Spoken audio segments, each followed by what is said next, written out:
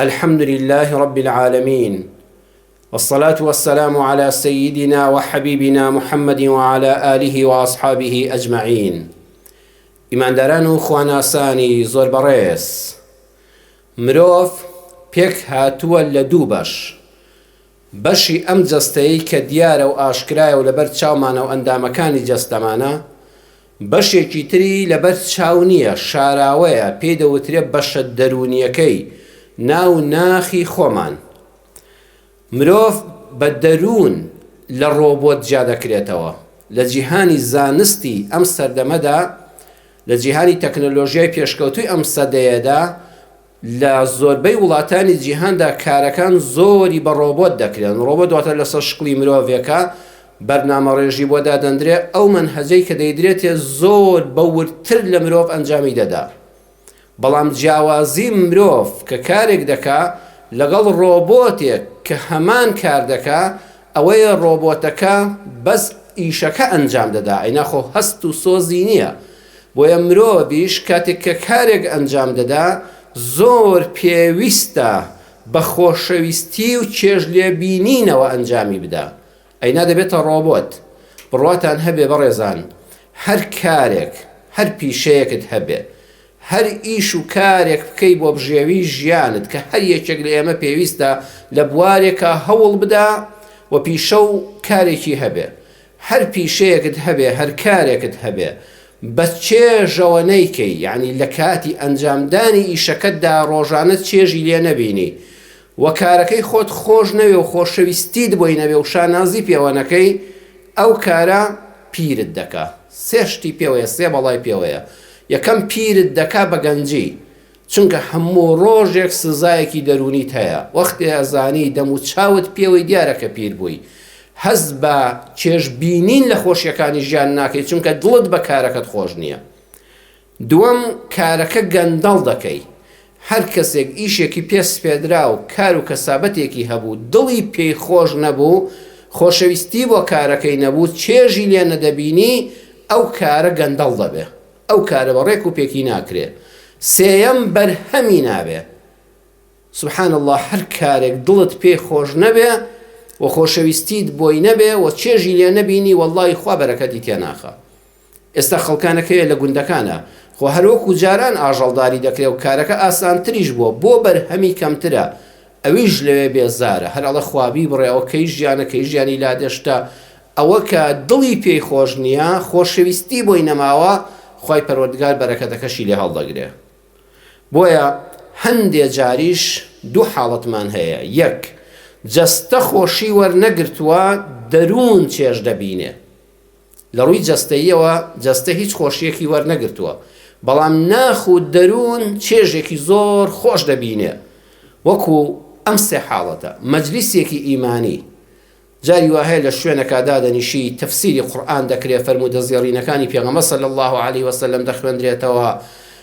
باسی سەحابە و پیاوچاکان و ئەولیان و خواناسان دەکرێت، ئەچیتە جیهانێکی ترەوە، لەم جیهانی مادیگەرایی و سیاسەتی درۆدە لەسەر دوور دەکەویتەوە. واللهی جار هەیە شوێنەکە ڕەقا، کومبارەکە ڕەقا، ماڵی خۆت سەد قاتی ئەوە خۆشە، کەچی کە هەڵدەستی هەز بە چێژێکی زۆر خۆش دەکەی. نە ئاوت خواردوتەوە، نە نانت خواردووە، نە خۆشیەکی جەستەیت وەرگرتووە، کەچی دەروونت هەز بە چێژێکی زۆر دەکا. بیستنی هەواڵێکی خۆش، جار هەیە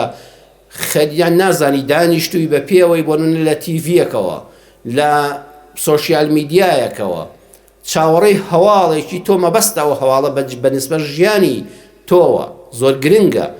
ئەو کاتانە نازانی چۆنت بەڕێکردوون کە هەواڵە خۆشەکە دەبیستی هەز بە چێژێکی زۆر زۆر گەورە دەکەی.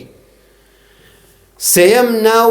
دۆست و دڵسۆزانت، ئەوانەی دۆست و هاوڕێی دڵسۆستن، وەڵی کاتێک کە لێیاندا دەبڕێ خەمبار دەبی. ئەو ماوەیە چەند سەعات بەیەکەوە دانیشتووی و ئەزانی چەند چرکەیەکە، نەک چەند سەعاتێکە. جاران جەنابتان باب و باپیرانی ئێمە هەموو شاهدن و هەندێکیش لە ئێمە کە ئەو جی لە ئاڵتونی ئەومان بینیوە، ئەبینی کەسێک میوانێکی دەبوو. ئەو زەمانە بەڕێزان بەخوا ژووری میوانیش نەبوو، هەموو خانوویەک هۆدە و هەیوانێک دوو هۆدە بوو. وەڵی ڕاخەر و بەخوادادەر و ئەوانەش بەڕاستی وەکو پێویست نەبوون، خەڵک ئەوەندەی نەبوو. دلیڤەری و خواردنبانکردنیش نەبوو. وەڵی بە ناڕەحەتیش خواردن دروست دەکرا، بە ناڕەحەتی ماڵسارد و گەرم دەکرا. بەڵام ئەو خەڵکە هەژارە کاتێک کە دۆستێکی خۆشەویستی دەبوو بە میوانی، ئەوە شەوێک و دوو شەو هەر هیچ هەیە بە هەفتە ئیزنی نەدایەوە، سوێندی لێ دەخوارد کە دەبێت بمێنیتەوە. بەڵام میوانەکە هەستی بەوە نەدەکرد چی خواردووە، ئاگای لەوە نەبوو ناو ماڵەکە چۆنە، هەنێ زین لەسەر چی دانیشتووە، چونکە ئەوەندە خۆشەویستی بۆ هاوڕێ ئیماندارەکەی هەبوو.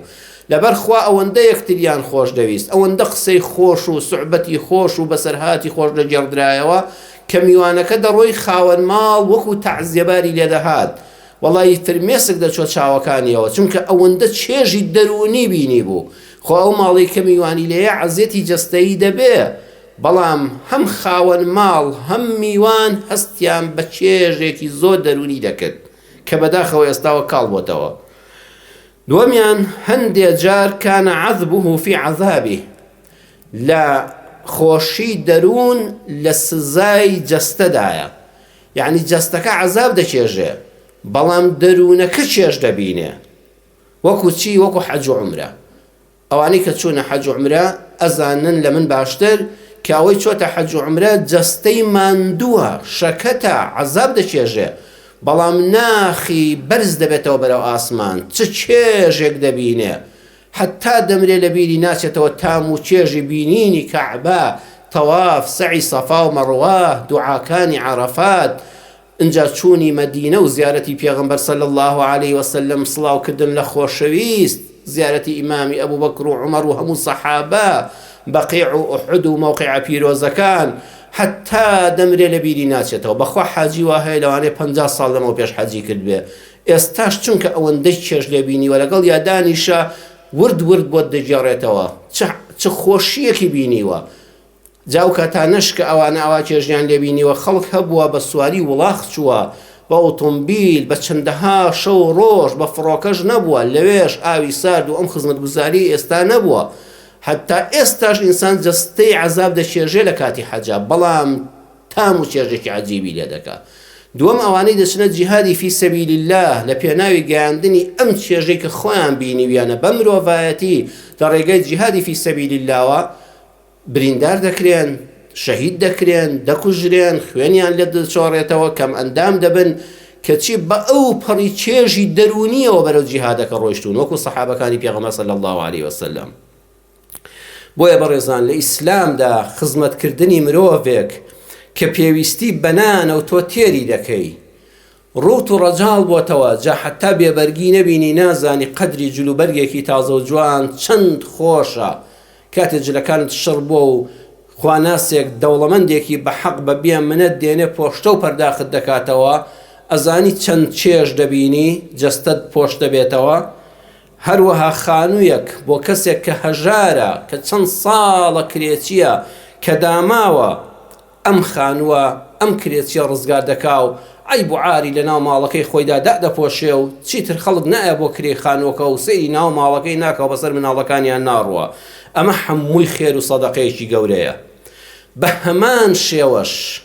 ئاسوودەکردنی دڵێکی شکا و غەمبار خێرێکی گەلێک گەورەیە. الکەلیمەت الطەیبەت صەدەقە. ئەو کەسەی دەست بە گیشپانیا دەکا و دینار و دۆلار دەکا بە خێر و دەیبەخشێ بە هەژاران، ئەو کەسەش کەوا دەچێ بۆ لای نەخۆشێک، دڵی بەم کەسە دەکرێتەوە، چەند قسەی خۆشی بۆ دەکا، دڵنەوایی دەکا، وەڵڵاهی ئەو قسە خۆشەش وەکو ئەو پارەیە سەروەرمان صلی الله عليه وسلم فەرمووی صەدەقە، ئەویش خێر و بەخشینە. کەسێک ئازیزێکی لەدەستداوە و دنیا لەبەر چاوی تاریک بووە، کەسێکی زۆر خۆش دەوێ، ئەڕوا ئاەتێک فەرمودەیەک بەسەر هاتێکی شیرینی بۆ دەجێڕێتەوە، وەڵی زۆر جارەڵێ وەڵی فڵان کەس یەخوا بەخێر بێی، وەڵی ئاو کرا بە دەرونی گڕگرتومدا، وەڵی سەبووریم بۆ هات. ئەزانی ئەو قسانت ئەو سەردانت لەو پرسەیەدا هەمووی بە سەدەقە و خێر دەنووسرێ. تەبەسسومکە فی وەجهی ئەخیکە صەدەقە. کەسێک کە کەس ڕووی خۆشی نیشان نەداوە، دڵشکاوە، وەڵا پێویستی بە خانووی تۆ نێ خانووی بۆ بکەی، جلوبەرگی لە تۆ پۆشتەترە، پێویستی بە جلوبەرگ نییە، سوپاس بۆ خۆی گەورە، لە تۆ تێر و تەسەلترە، سفرەی ڕازاوەیە، بەڵام دڵی بەخەمە، دڵشکاوێکە، غەمبارێکە، باری دەرونی تێک چووە کاتێک کە تۆ زەردەخەنەیەکی ڕووی خۆشی بەڕوودا دەکەی، غەریبێکە لێ قەوماوێکە نەشارەزایەکە هاتۆتە فەرمانگەکەت سرە و دەرناکە نازانێ بۆ کام ژوور بڕوە، تۆ لێی تووڕە نابی کاکی فەرمانبەر خوشکی فەرمانبەر بە زەردەخەنەیەکی جوانی ناسکەوە پێشوازی لێ دەکەی. خۆشەویستمان ڕۆحم بە قوربانی خۆی و ناو ڕێبازی بێ صلی الله علیه وسلم فەرمووی سەدەقە ئەوەش خێر و بەخشینە. خۆوشە زەردەخەنە یعنی هیچ بەجەستە ناگەێنێ بەڵام دەروون ئاسوودە دەکا. چۆن کەسێ لە ئازاری جەستە ڕزگاری دەکەی؟ ئای ئەو کەسانی کە نەخۆشن دەزانن ئازار ئەگەر چەند دقەیەک بێ دقەیەکت بە ساڵێکا لێ دەڕوا. بۆیە زانستی پزیشکی کە کەسێ دەبێتە پزیشک ئەبێتە تەبیب ئەبێتە دکتۆر بە مەرجێک دکتۆرێکی بازرگانی چاو لە پارە نەبێ، بەڵکو دکتۆرێکی دڵسۆزی ئیمانداری خەمخۆری نەخۆشان بێ. بەڕاستی گەورەترین خێرەواری پزیشکی. ئەزانی کاتێککە ئەو نەخۆشە لەو ئازارە ڕزگار دەکەی ئیسراحەت دەکا، بەس خوا ئەزانێت چه ئەجر و پاداشتێک برای پزیشک بۆ تۆ نووسراوە. بە هەمان شێوە ڕزگارکردنی دڵ بە خەمێکیش لە خەم و خەفەت واللهی وەکو دکتۆرەکە ئەجری هەیە. ئێمە لەم مەلایەتیەدا لەم وتار خوێنیەدا سوپاس بۆ خوای پەروەردگار واللهی چاومان لە هیچی دنیای کەسەوە نییە، نەهی حکومە نەهی خەڵک نەدەوڵەمەند، بەڵام واللهی بە ئەندازەی دەیان دکتۆر خۆشحاڵم کاتێک کەوتارێک پێشکەش دەکەی ئەگەر لە ماڵی خۆشمانەوە بێ لەڕێی ئەم تۆڕە کۆمەڵایەتیانەوە لەڕێی ئەوەی کە بەڕێستان الحەمدلله لە لای خۆتانەوە بڵاوی دەکەنەوە، جار هەیە لە گۆشەیەکەوە لە وڵاتێکەوە لە شارێکی زۆر دوورەوە غەمبارێکی دڵپڕ لە خەم بە بیستنی وتارێکی 2 دقە 3 دقەی مەقتەعێک پارچەیەک لە وتارەکە واللهی ئاو دەکرێت بە دەرونی گڕگرتوویدا. ئەزانی ئەوە چەند ئەجر و پاداشتی بۆ ئێمە هەیە بۆ تۆی بینەر و بڵاوکەرەوە ئەوش کە ڤیدۆکە دەکا و بڵاوی دەکاتەوە. بۆیە وتاری هەینی دڵخۆش دەکا. یەکێ لە حکمەتی وتاری هەینی کە خوا فەرزی کردووە هەموو کەسێکی لەش ساخ بێ موسیبەت ئەمین لە ژیانی خۆی هاوڵاتی و نیشتەجێ بووی ئەو وڵاتە واجبە ڕۆژی جومعە لە مزگەوتا بێ ئەبێ ئیلا دانیشێ و وتار خوێن وتاری بۆ بدا. وتاری جوان نەک ئەو وتارانی کەوا بۆردی وتاری ئاینی ئەو قاف بۆ مەلاکانی دەنێرن. ئەوە وەکو ڤیدۆیەکیان نیشاندان برادەرێک مامۆستایەک بە مێزەر و جبەوە لەسەر مینبەر ڕۆژی جومعەیە دەستێکی شاتووە نووسراوە بۆردی وتاری ئاینی وەزارەتی ئەوقاف. مەلاکە دەمی کردوێتەوە ئەو سیدیەکی دەخاتە ناو. یعنی ئەم مەلایە بەس وەکو جیهازی جەنابتان بینی بوتان سیدی هەیە و دیڤیدی سیدیەکە دەخستە ناوە ئێتر ئەم فلیمە چی تێدا بووە و چ قسەیەکی تێدا بووە تەلەڤیزۆنەکە ئەوەی نیشان دەدا. ئەمەش وتارەکەی بۆ نووسراوەتەوە. ئەوە بۆیە ئێستا خەڵک هاکە لە مزگەوت دێتە دەرەوە زۆر کات بۆ خۆم دەبیستم واللهی بەڕاستی ئەوە قەت وتار نەبوو، یعنی هیچ چێژێکم نەبینی فعلەن وایە، چونکە ئەو وتارێکی مردوو دەخوێنێتەوە، مردوویەک دایناوە مەلایەکی مردوو نردوێتی بۆ مەلایەش کەشی پێ دەمرێنێ، چونکە ئەویش لە ماڵی هیچی نەخوێندوێتەوە هەفتەیە لە تۆڕی کۆمەڵایەتێکەوە بۆی دەنێرن بۆ موبایلەکەی ئەویش لە مزگەوت موبایلەکەی دەردێنێ بۆیە وتاریش چێژی نەما. بەڵام وتاری جوان بە شەرتێ گڕۆبۆت نەیخوێنێتەوە، چونکە زۆر مەلا هەیە ڕێزم هەیە بۆ وتار خوێنان. من خۆم کە ئێستا جاروبار دەسمە مزگەوت بە وتارەکان هەز دەکەم مەلایەکە ڕۆبۆتە، هەر ئەو وتارەی بۆی هاتووە لەسەر موبایلەکە سارد و سڕ لە دەمێکی سارد و سڕەوە ئەو ناخە هیچ ناکڵێ. ئەوە وتار نییە، ئەوە ڕۆبۆتیە. وتاری جوان کە لە ناخی دڵ و دەروونەوە بێتە دەرەوە بۆ خوا بۆ ترێشی فای دڵ و دەروونە. بۆیە وتاری مامۆستایانی ئاینیش ئەوە جاری وایە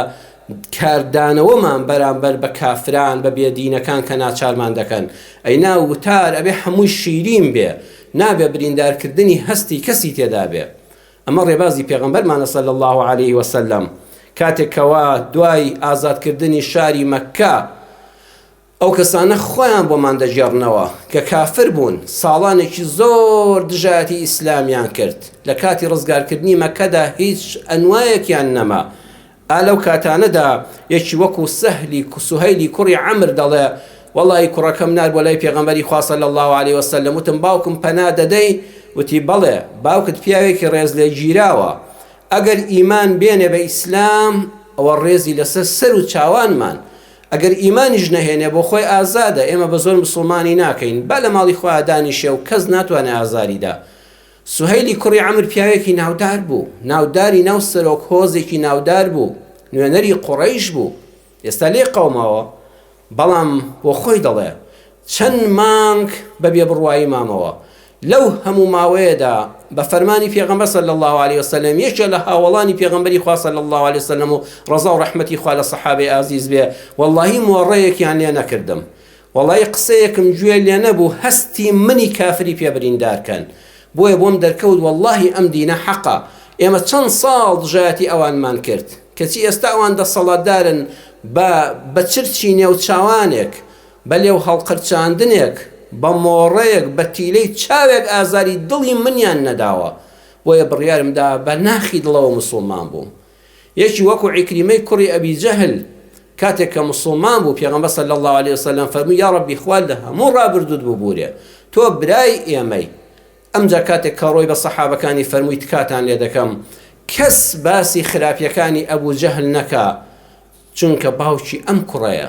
باوکی بە کافری کوژرا و چۆتە قیامەتی خۆی، چونکە قسەکردن بە مردووان، گوێن پێدان بە مردووان، باسی خراپەکانی مردووەکە ئاگای لێ نییە، چۆتە دیوانی خوا، بەڵام زیندوەکان ئازار دەدا. تو خوا دڵی عەکرەمە ئازار مەدەن بە باسکردنی باوکە کافرەکەی، با هەستی بریندار نەبێ. لە ئیسلامدا چۆن ئازاردانی جەستەی خۆت و جەستەی کەسانی تر بە بریندارکردن و کوشتن لە تاوانە گەورەکانە. تۆ جەستەی خۆت بێنی ببڕی، فیشەکێک بە خۆتەوەنەی گوناهە کەبیرەیە، گوناهی گەورەیە. بە هەمان شێوە بریندارکردنی خەڵک گوناهێکی گەورەیە. تۆ بێنی خۆت بکوژی، گوناهێکی گەورەیە. خەڵک بکوژی، گوناهێکی گەورەیە. ئاواش ئازاردانی دەرونی خۆت و کەسانی تر گوناهێکی گەورە و حرامێکی گەورەیە. وەڵڵاهی نابێت دەرونی خۆت ئازاردەی. یعنی کەسێ فیشەکێک بە خۆیەوە بنێ، خۆی بریندارکە، ئەندامێکی جەستەی لەدەستدا، چەند گوناهێکی گەورەی بەرامبەر بە خۆی کردووە. لای خوای گەورە گوناهبارێکی گەورەیە، تاوانبارە. کەسێکیش ناخی خۆی عەزاب دەدا، یعنی جەستەی خۆی هیچ لێ ناکە، فیشەک بە خۆیەوە نانێ، خۆی بریندار ناکە، بەڵام دەرونی خۆی وێران کردووە. ئەوەندە حەسوودی بە خەڵک دەبا، هەر ڕۆژانە سەیری ئەم دەکا و ئەو دەکا و ئەو چەندی دەستکەوت و ئەو چەندی هەیە و ئەو خانوەکەی چی لە هات و ئەو سارەکەی گۆڕی و ئەو کوڕەکەی لە فڵانزان کۆوەرگیرا و ئەو کچەکەی شووی کرد و ئەمەی هەر لە ماڵەوەیە. ئەوەندە سەیری ژیانی خەڵک دەکا، ئەم دەروونە قەت گەشایی و خۆشی پێدانایە. وەڵڵاهی تۆ گوناهبارێکی گەورەی. ئەزانی بۆیە حەسوودی حرامە، بۆیە حەسوودی لە گوناهە گەورەکانە، لە کەبائیرە، چونکە دەرونی خۆت سزا دەدەی. یانخود خەڵکانێک دەرونی خۆی بەوە ئازار دەدا، وەڵڵاهی خۆزگە فڵان شتم بکردایە، ئەو مەعامەلەیە خەڵک هەموو پێی دەوڵەمەند بوو، عەقڵم پێی نەشکا، پارەم هەبوو، بریا بم کردایە، و تازە ڕۆیشتووە، خێر لەوەدایە کە نەتکردووە. ئەلحەمدولیلا خۆ قەرزاری خەڵکنی، دەرونی خۆی سزا دەدا، گەشی لە دڵیان نامێنێ. بە هەمان شێوەی کە حرامە خەڵک بریندارکەی، تەقەلە خەڵککەی، خەڵک کوژی، نابێت دەرونی خەڵکیش ئازار دەی، نابێت دەرونی خەڵکیش ئازار بدەی، چونکە بریندارکردنی دەرون زەحمەتتر چاک دەبێتەوە لە بریندارکردنی جەستە. جەراحات السینان لەها التیام وما التیام ما جەرەح اللسان. وەڵڵاهی شوێنی ڕم و تیر و شیر چاک دەبێتەوە، دوای ماوەیەک هەر شوێنەکەشی دیار نامێنە، قەتماغە دەبەستێ، بەڵام شوێنی بریندارکردنی زمان کە زمانەکە بە قسەیەک وا دڵی شکاندووی، وا هەستی بریندار کردووی، زۆر بە زەحمەت چاک دەبێتەوە. جاری وا هەیە هەرگیز تا مردنیش لە بیرن ناچێتەوە. بەڵام ئەم کەسانە هەستت بریندار بکەن زۆر بە ئازارترە. وەکو یەکەم کوڕ و کچ. کوڕ و کچ هەستی دایک و باوکیان بریندار بکەن زۆر بە ئازارترە لەوەی کە خەڵکی قسەت پێ بڵێ. بۆیە عقوق الوالدین یەکێکە لە گوناهە هەرە گەورەکان. پەروەردگار لە سوورەتی ئەل-ئیسراء دەفەرمێ فلا تقل لهما أف ولا تنهرهما. بە دایک و باوکی بە ساڵات چوت بێدەسەڵات کە کەوتۆتە لای تۆ نەڵێ ئۆف لە دەستت، وەڵڵاوە ڕز بووم بەدەستەوە، چەند جار پێم وتی و بە قسە نەکردم. ولا تنهرهما، دەنگیان بەسەرە هەڵمە بەرز مەکەنەوە، پیانە هەڵمەشاخن، لێیان تووڕە مەبن، چونکە دایک و باوک لە تەمەنێکی پیری زۆراوەکو منداڵی لێ دێتەوە، چۆن مناڵ گڕوو دەگرێ بۆ شتێک شتی لەبیر دەچێتەوە شتەکانی دەشکێنێ پیسیان دەکا ئەگەی لە خۆی نامێنێ ئەویش بە هەمان شێوە بۆیە نابێ نە ئۆفی بەسەرا بکەی لەدەست بکەی نە دەنگی بەسەرا بەرزکەیتەوە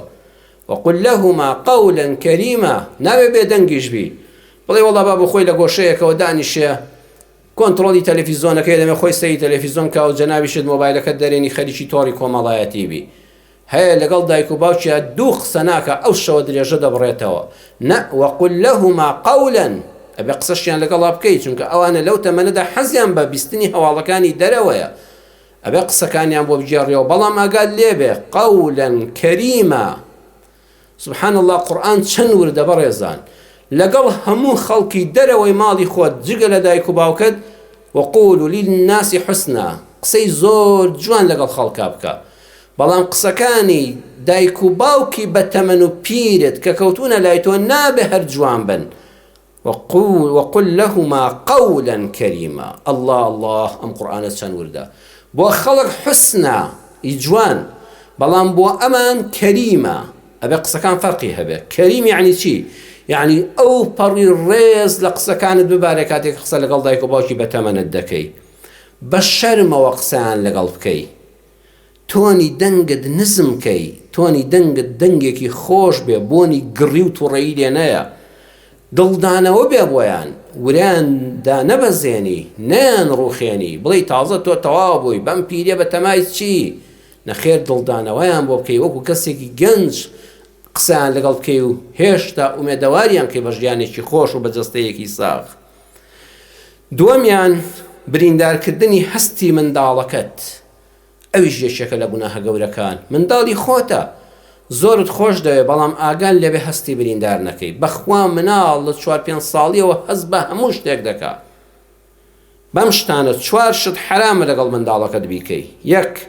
بە چاوی سووک سیرکردنی بە چاوی سووک سەیری مناڵەکەت کەی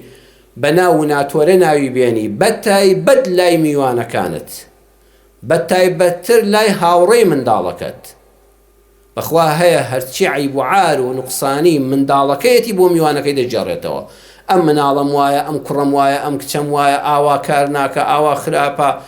ئەم میوانە هەموو مواسەفاتێکی ئەم منداڵە دەزانێت گوێی لێتی والله ئەوەندەی تر خراپ دەبێ منداڵ کە زانی باوکو دایک بۆ میوانەکە باسییان کردووە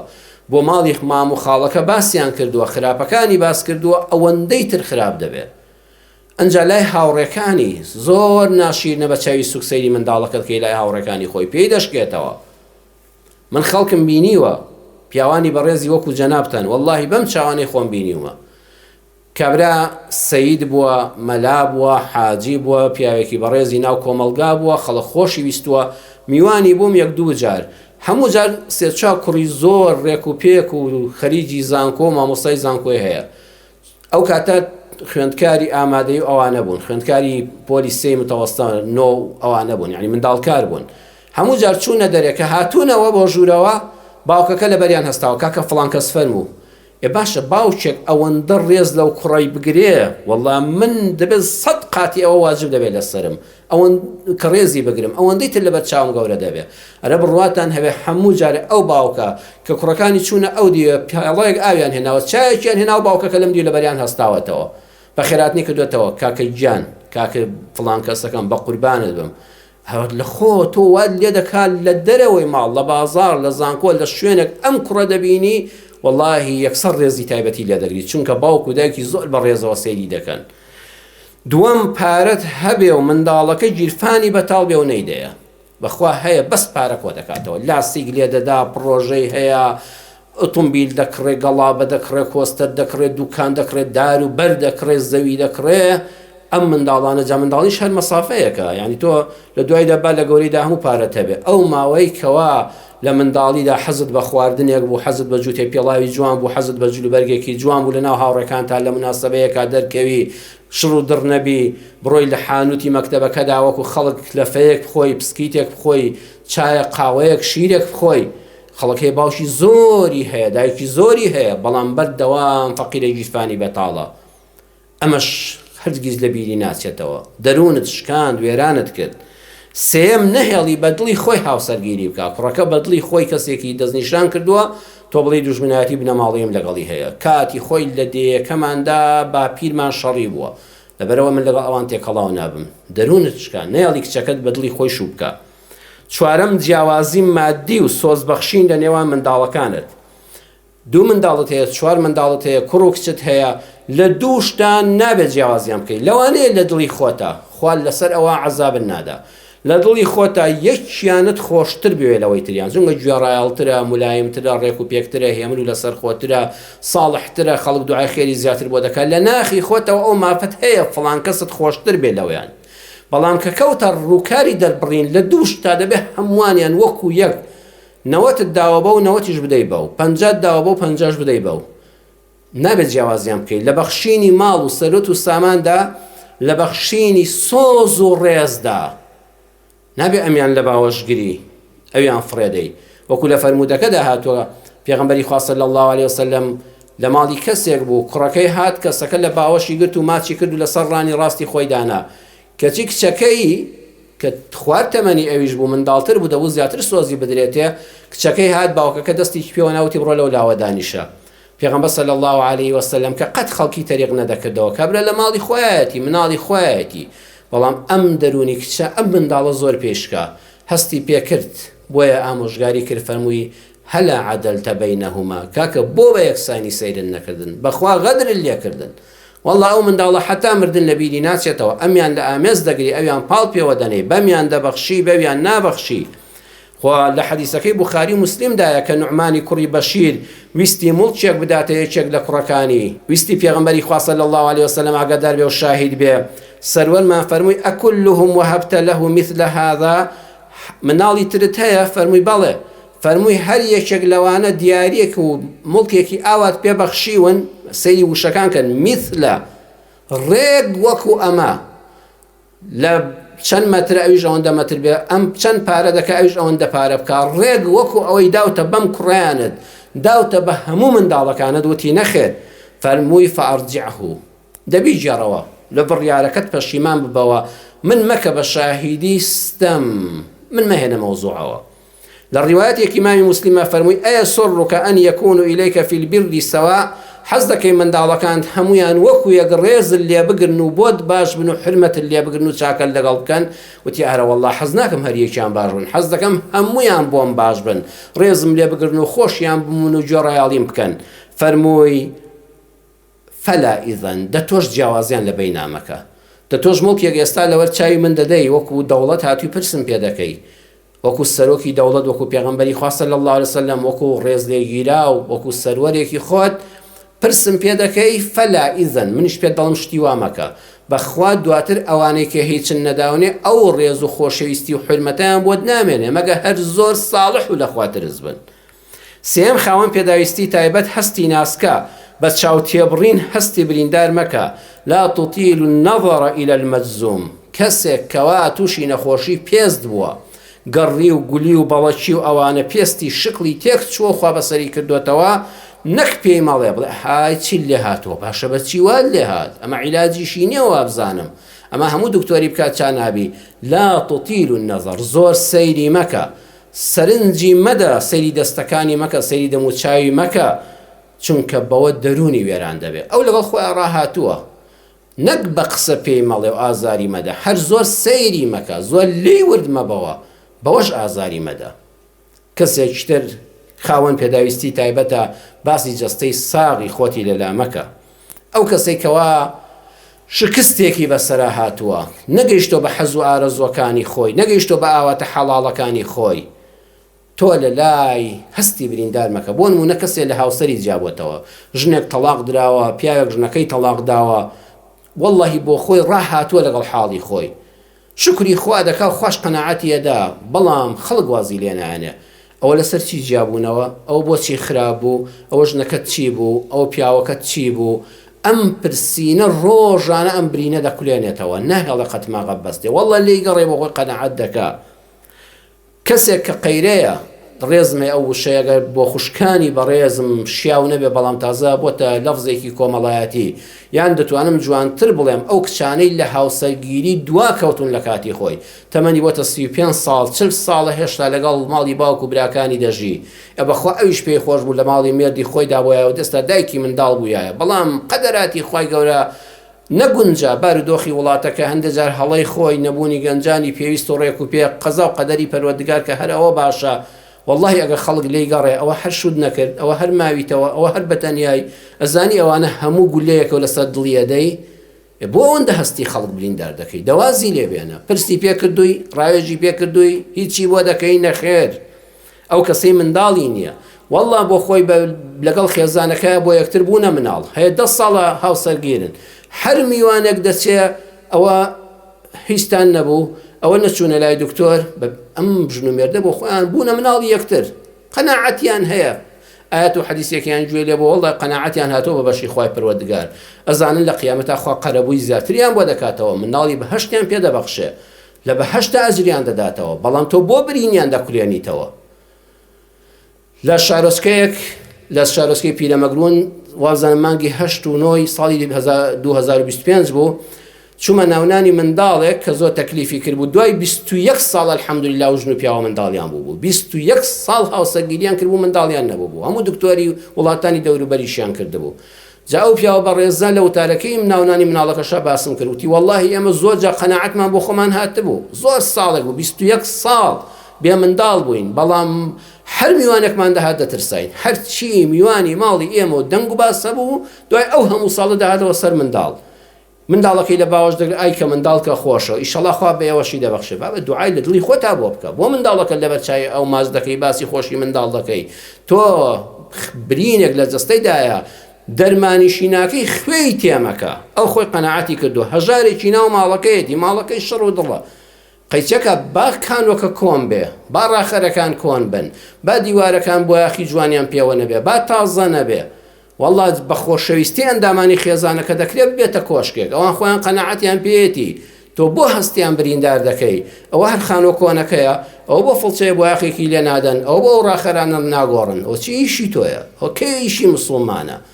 وتارەکەی ئێمە با بیکەین بە کردار با هیچ کە هەستی کەس بریندار نەکەین والله کەسێ دەچیتە ماڵەکەی ئەگەر وەکو سەرەتاوتم خۆشت بوێ باوەڕتان بێ نازانین لەسەر چی دانیشتووی من هاتووم بۆ لای تۆ بۆ ڕوخساری تۆ بۆ قسە خۆشەکانی تۆ بۆ ئیمان و هەڵوێستە جوانەکانی تۆ بۆ برادەرایەتی تۆ نەهاتووم بزانم خانۆکەت چۆنە یان ماڵەکەت چۆنە بۆیە با واز لە خەڵک بێنین مرۆڤ لە کۆتاییدا دەڵێم ئەگە وتارەکەم درێژ نەبێتەوە ببورن مرۆڤی گوناهکار بەرگەی لێدانی جەستە دەگرێ بەڵام بەرگەی قسەی تاڵ ناگرێ لە صحیحی بوخاریدا هاتۆ کاتێک کە کەس عەرەخۆرەکە ماوەی 4 جار هەر عەرەقی دەخواتەوە و دەیانهێنایەوە خزمەت پێغەمبەر صلی الله علیه وسلم دەیخواردەوە و سنوورە شەرعیەکەی لەسەر جێبەجێ دەکرا حەدی شەرعی لێ دەدرا لە جاری چوارەمە کەسێک وتی ئەمە عیب ناکەی ئەمە داناوە شک والله عیبە پێغەمبەری خوا صلی الله علیه وسلم ئازار دەدەی ئەی لعنەتی خواد لێبێ یا ڕەبی لعنەتی ئەڵڵات لێبێ جا هەیە ئەو زمانەی بەس بە لعنەت فێر بووە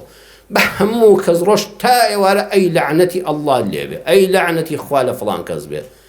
نە پێغەمبەر صلی الله علیه وسلم زۆر بۆ قسەی ناڕەحەت بوو فەرمووی لا تەلعنوه لعنەتی لێ مەکەن فوالله ما علمت أنه يحب الله ورسوله بخوا أوي من بزانم أم بياو بناسم بوين يام جناها جورة دكاو مشروب خورشي مدمنة وأمت شوارم جاريتي حد الشرعي بسراجي بزيادة كريه والله أوي من بيناسم لناخ وخو بيغمبري خوي صلى الله عليه وسلم خوش دبي لعنتي اليومك برجي آزاري ليداني جسد دقري خوي هاتو تسليم بالشرعي خوابوا والله برجي أم قصنا راحة ناقري برجي آزاري درون ناقري ملتي كردي إيمش زور شريفة أو تاني للشرع لو ما واني بيشودا كبيني من كاتك كردكاني إيما بدستي داجي كراني سباي سوريا شهيد كران كابرا كوري كجراوة كتي كجراوة قبوليتي شرع شو ما ميدان بويت شو متشكم هالقرتو كشتنم لبيشا والله كجستي فريد رايا خواروا ها سوكاتي بيكرا سوكاتي درون قبول ناكري هستي بريندار كرا همو كردي هاجان كاتك كتشيك دا كجري وشهيد دا كري وبرتشكاني دا بردري همو كردي هاجان يعني من برقي في شك دا قرم بەڵام بەرگەی هەز بریندارکردن ناگرم چونکە خۆم مردم. ئینسانی مردی وەکو جەنابتان بەرگەی لێدانی جەستە دەگرێ بەڵام بەرگەی لێدانی هەست و سۆز ناگرێت چونکە خۆی مردە. داواکارم لە خوای پەروەردگار لەم تەمەنەی کە هەمانە یا الله بە گەورەی خۆت بمان پارێزی لەوەی کە خەڵک هەست و شعورمان بریندارکە. یا ڕەبی خوایە ناخشکا و دڵشکاو نەبین. یا الله ڕەحمیشمان پێ بکەی بەم زمانەی ئێمە بە هەڵسو و کەوتی ئێمە هیچ کەسێ هەستی بریندار نەبێ، هیچ کەسێک شعور و دەرونی بریندار نەبێ.